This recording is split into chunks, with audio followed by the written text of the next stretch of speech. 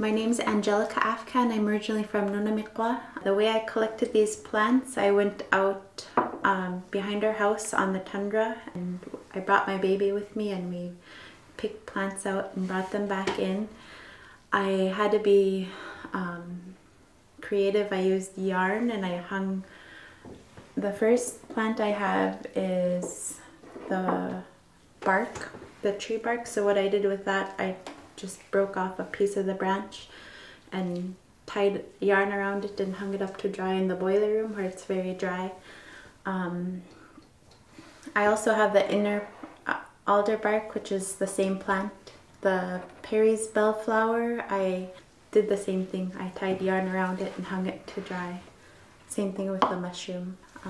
And once those were dry, the way we extracted the oils, I didn't have any ethanol alcohol available, so I used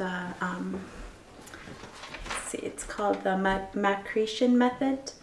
And so I put them in dishes.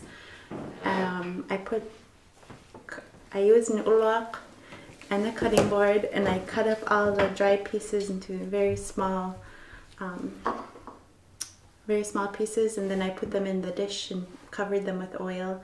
The way I did the alder bark is I used a traditional carving knife, and I carved off the outer part of the alder, and then on the inner alder I just carved shavings from the inner alder to do that.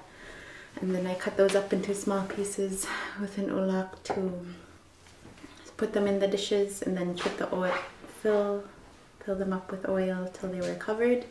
I put the dishes in the boiler room because it's very warm, and it said to keep it in a warm place. Yeah, that's what I did. And the things I noticed about the alder, the outer bark was dark brown. It was the driest and it was the easiest to shave off. The inner bark was green and it was more scented.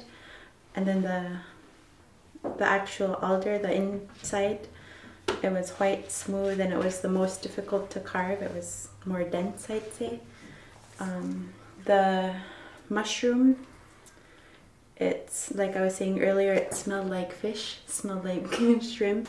From the Maceration method, I read, it said to use a non-metal container, cover botanicals with olive oil. So that's the method I used as I guess it would be infusing the oil rather than extracting the oils.